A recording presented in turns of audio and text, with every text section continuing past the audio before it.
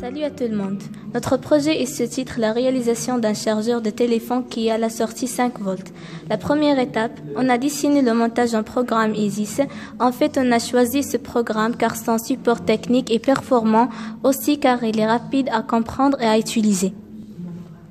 Pour vérifier que le régulateur fonctionne, on a donné 8 volts à l'entrée de régulateur et on a relié la sortie par l'entrée de l'oscilloscope et l'entrée et la masse par sa sortie.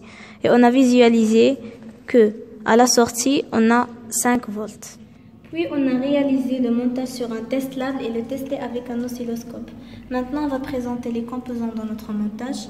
On a utilisé un transformateur, un interrupteur, point de Graetz, des condensateurs, des régulateurs, une résistance de 200 ohms pour la protection, une LED pour montrer l'existence du courant, un câble de Samsung et un téléphone.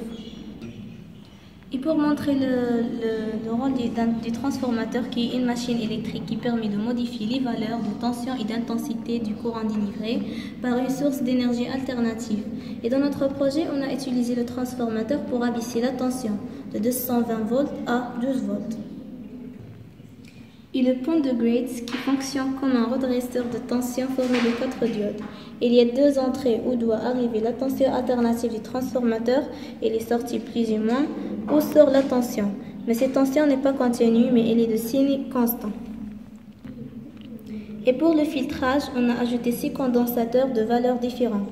2 filtres portent la valeur de 220 microfarad et 2 de valeur de 100 microfarad et 2 de valeur 470 microfarad et souvent ajoutés entre le plus et le moins d'un pont de Graetz pour atténuer certains composants. Et pour les régulateurs, on a ajouté un autre montage de régulateurs de référence L7-805.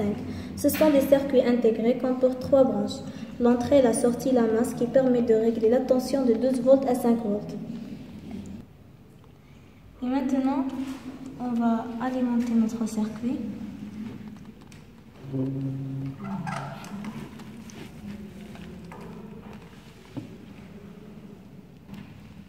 Et on branche le téléphone. Et maintenant, on ouvre l'interrupteur.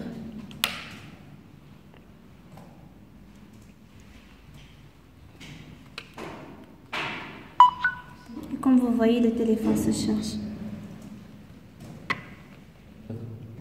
Dans notre expérience, on a transformé le courant alternatif en un courant continu suivant le schéma de la circuit d'alimentation qui se compose d'un transformateur abaisseur de tension, point de Graetz qui le redresse et 6 condensateurs pour le filtrer et 2 régulateurs pour le régler de 12 volts à 5 volts et 1,5 ampères. Et comme ça, on a créé un circuit qui permet de charger un portable. Merci pour votre attention.